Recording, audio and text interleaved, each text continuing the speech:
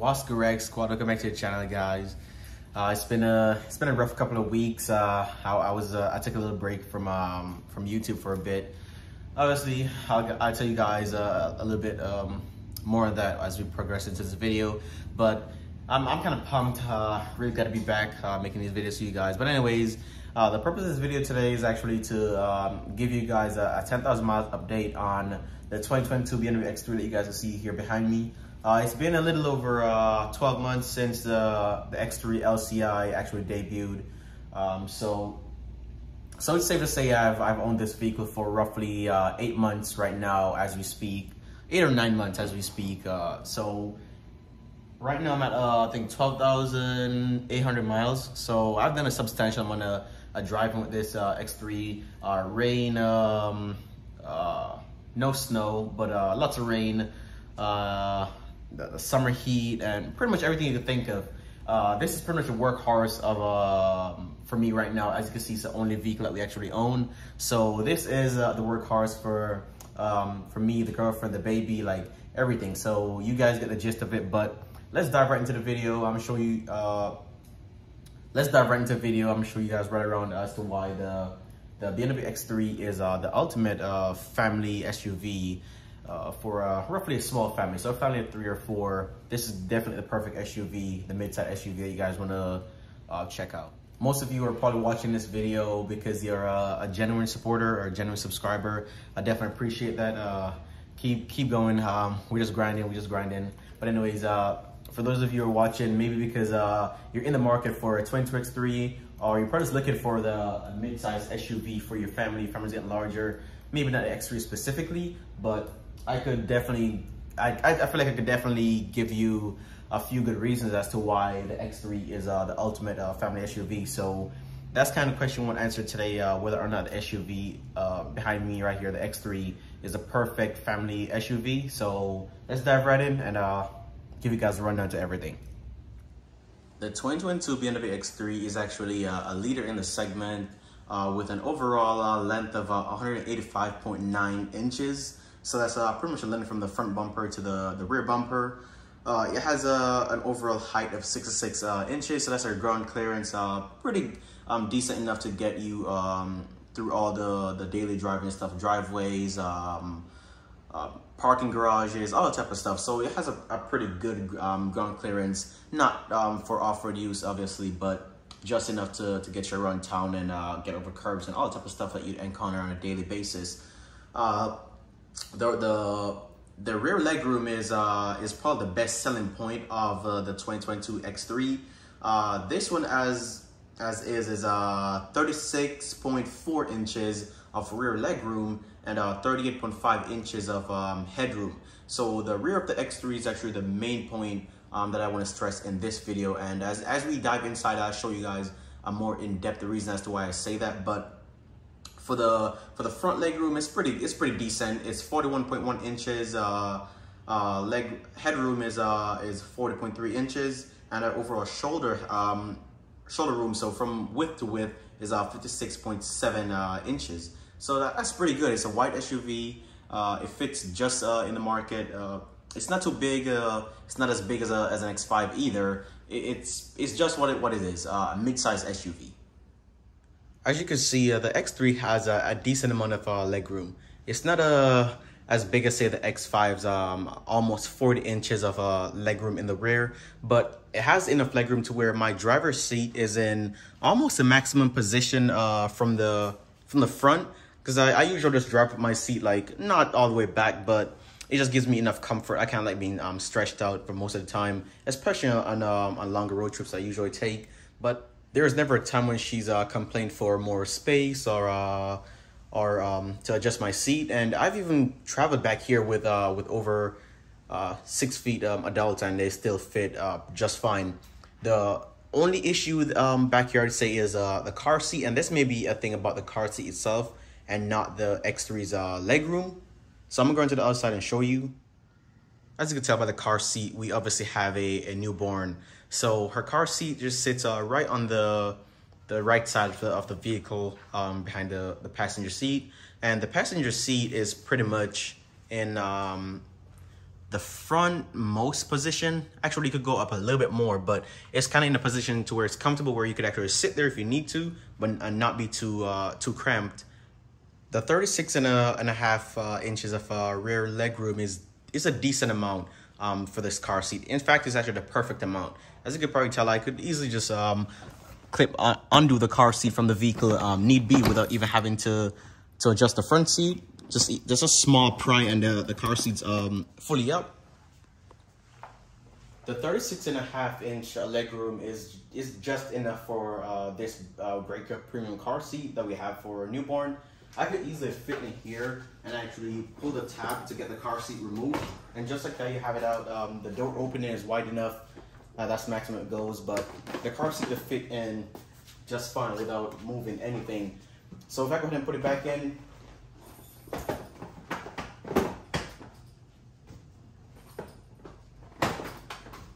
again, it fits just fine. It clicks right into place, and you can see her little baby bag is right there behind the seat as well. So it's perfect for her, and it works for us. We were actually thinking of upgrading to a larger X5, maybe on when our lease is up. But honestly, I don't really think we need the X5. One, because the X5 starts at almost $20,000 more than this fully optioned X3, and the X5 is maybe only offers about 4.5 inches of rear legroom versus the X3. So it's kind of enough legroom for an adult, but not really warranted in terms of a baby or a toddler. Because as soon as her car seat transitions to a forward-facing seat, then all that space behind the passenger seat now frees up to where you could push the seat all the way back, and she's still not crumpled back there. So the X3 is a perfect daily driver for us, and for the baby as well. On the matter of back seat and room as well, this little tab right here allows you to adjust the backrest, pretty much recline it back a little bit more than the standard upright position. Right now, the back seat is actually in the far most reclined position. That way it gives the baby's car seat that extra room. As you can probably tell right there by the side bolstering and the actual seat, it's not flush. So it gives it that about an extra 2 inches of like room to stretch out and just be comfortable. Same on this side as well. It's all the way in the maximum position. That way you're comfortable and you're not just sitting upright behind the driver's seat in its full driving position. Back here in the trunk of the 22 X3, we have 28.7 cubic feet of space with all the seats in place. So that's pretty much with all our seats up and everything in place for normal drive-in. That's 28.7 cubic feet of storage or cargo capacity, and 62.7 with the seats folded all the way down. So if you look back here, in the rear of the X3, we have the baby's Breaker premium stroller system. This stroller is by no means a small stroller, and that's one of the biggest problems that we face when traveling. It's a huge stroller. This is actually the second stroller that we bought for the baby, because the one we had before was even bigger than this. Well, it was more for personal preference. We didn't like the one before it, but anyways, this stroller actually takes up a lot of space back here. As you can see, there's a room right here. Maybe you could fit a carry-on size luggage tucked in that way, but in terms of storage, it's just about all the storage you could pretty much fill up back here. Obviously you could fit stuff in between it, so whenever we go grocery shopping, we usually fill out all these areas with groceries and stuff, and like I said, you could fit stuff around it. But in terms of just having the X3 with just a stroller back here, it's a huge stroller. On the topic of the stroller as well, if you're just gonna have the stroller back here, then it's perfect. It's the perfect stroller to fit back here. If you're just buying the X3 solely for the purpose of your kids, maybe one kid or even 2 kids, a toddler and a newborn, even if you have a stroller that fits 2 car seats on there for your toddler and newborn, it will still fit back here just fine. So the X3, the 28.7 cubic feet of storage is definitely enough for everyday usage. So over the past month as well, we've used the 22 X3 to do a lot of things like move in, like I said, grocery shopping, run to maybe Lowe's or Home Depot just to pick up home supplies. And the X3 surprises me because, like I said, it fits all this stuff back here, stroller, all that kind of stuff, boxes. Just to demonstrate the cargo capacity of the X3, you could fit roughly 2 of their average move-in size medium boxes from Home Depot. These are boxes that we used when we was moving earlier this year.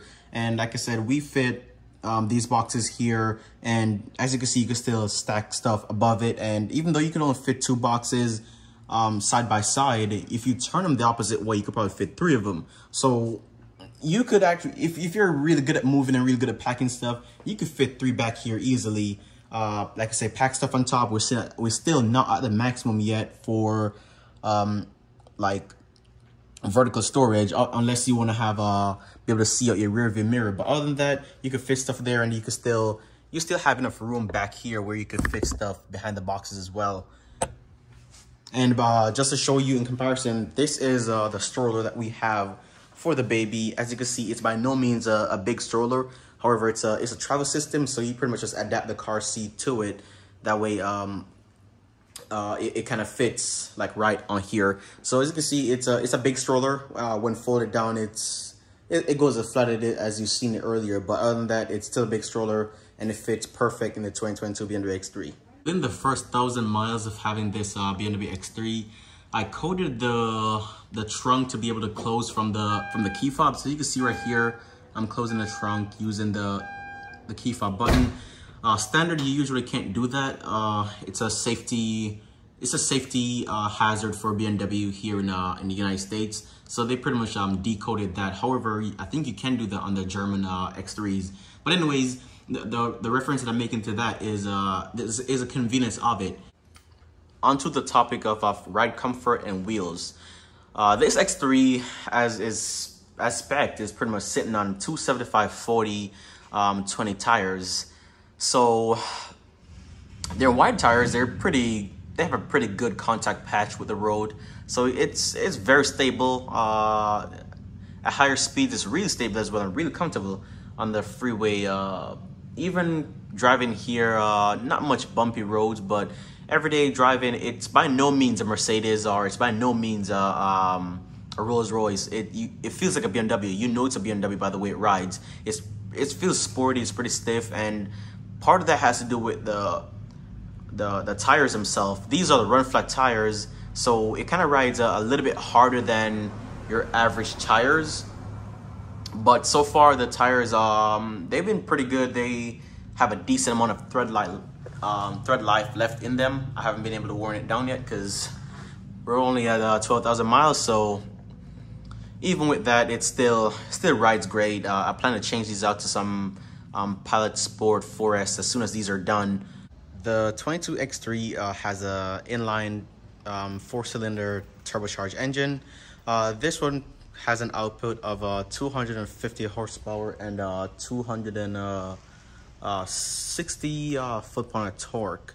The power comes in at roughly the torque comes in at 1400 RPMs, so it has a really good low range torque, which kind of makes it feel a little bit punchy. So I mean, as you can tell by the power figures, it's not any it's not an M40i rather, and it's not an X3M, so it doesn't give you that overall punchy fast feeling like you'd want from an SUV, a 4,200 pounds. But it's just enough power where the X3, it doesn't feel sluggish, it doesn't feel slow,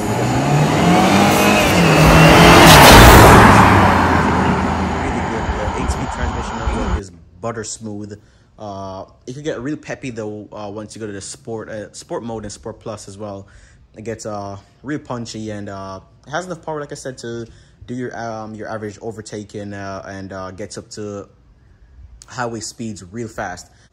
So in terms of reliability, I haven't had any issues so far in terms of like engine or like anything malfunctioning. It's been really good so far. I've only done like 3 maintenance maintenance requests at the BMW dealer, and those are your 2 complimentary oil changes. First and foremost, the oil change is actually free up to 36,000 miles or 3 years, whichever comes first. In terms of reliability, the X3 has been fantastic actually. So like I mentioned, your oil changes and pretty much all your fluid top-offs are like usually free for the first 36 months. Here are actually my receipts actually for those transactions. My last service was a couple of days ago, well, August 11th actually.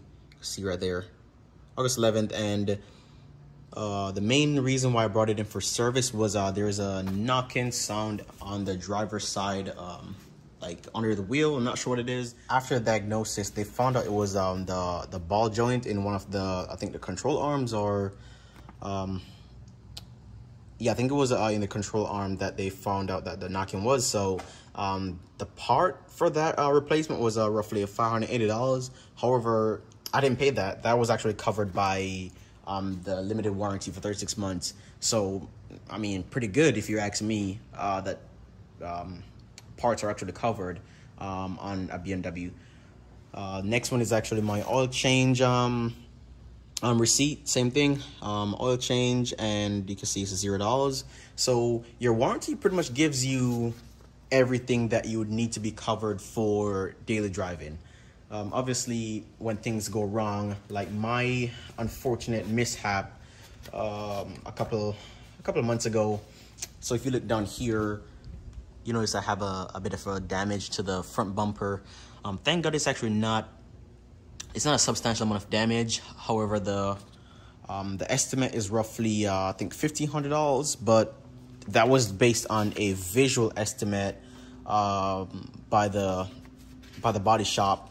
So yeah, $1,504. This happened in a parking lot on the day of my baby shower actually, and yeah, unfortunately it was pretty much someone hit the car, and we had to claim a hit and run because there was no cameras. We didn't know who was, all that type of stuff. So it was a bit unfortunate. The tow hook thing fell out as well. I'm guessing got crumpled maybe, but you can see by the bumper, it's just a few scuffs on the bumper itself, and then the parking sensor got like knocked in. This one's pretty good, but it's not that bad of damage. It's really just the inner plastic pieces that are really damaged, so it shouldn't be too much to replace it, even though it's gonna be covered by the insurance. So I'm kind of glad that it wasn't like a hard hit to do a substantial amount of damage. But other than that, the X3 has been phenomenal, and I can't complain in terms of reliability.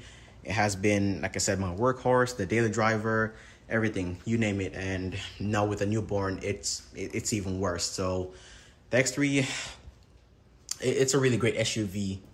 In terms of features and safety in the 2022 X3 LCI, it's my X3 particularly, it's as spec. It doesn't have the driver assist professional. That's one of the things that I was really bummed out about, and I'm sure you guys could probably tell by how many times I mentioned it in my previous videos.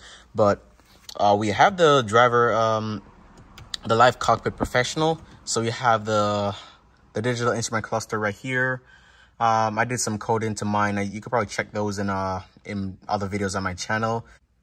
Mine has the 12.3 inch live cockpit package, and also the 12.9 inch main infotainment display. So overall, the X3 has a decent amount of tech for what it is.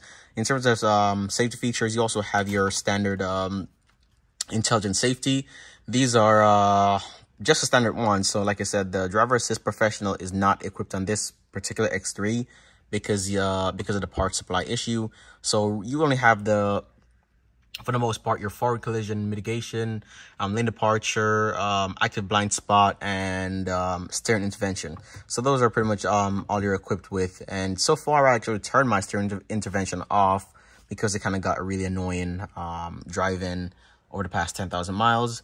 Like I mentioned before, the 8-speed transmission is fantastic. It works really well. It can get really peppy in Sport and Sport Plus mode. On this X3, we have the Cognac Sensatec interior leather, and even though it's synthetic leather, so it's not genuine like Merino or Napa leather, it does the job really good. It's really soft for me, I don't really have any complaints regarding it so far. The seats are also an 8-way powered. So far, the leather seems to be holding up pretty good. There's really no creases in here, and usually I do like a deep maintenance clean like every 2 weeks, and then between my weekly washes. But so far, everything's been holding up. It's really good. It's supportive enough. The panoramic moonroof as well is that's a big one for me as well. It's really good. Lets a lot of light into the cabin, and so far, I guess the baby's a little bit flabbergasted by it. She's always looking up, hence why her toys are also there. But anyways, the panoramic roof is pretty good. It extends all the way to the back seat, so you could have a lot of light inside the cabin. And overall, I think it's a great package for an SUV. That's pretty much it for the video. I really appreciate you, each and every one of you, for watching. And that's pretty much my take on the 2022 X3 LCI that you see behind me. I think it's a practical 3 Series, as you could probably imagine. It's around the same dimensions as the 3 Series, so it's really just a lifted 3 Series and in an SUV form. So again, I think it definitely is worth the $53,000 price tag that this one demands. It's definitely the best in class overall sporty and a practical SUV for daily driving for your family of 3 or family of 4. Over the past 10,000 miles, that's my take on, that's my summary on it, and it's been phenomenal. It's been fantastic. I could definitely see myself either leasing an X4 or maybe the larger X5 should we need be, but as of now, I'd say we're probably gonna stick to another X3, but maybe the M40i version this time, just for more sporty and peppy feel, more manly feel this time instead of the 30i engine. But 10,000 miles or 12,000 miles has been fantastic. It's been great, and I would definitely recommend that you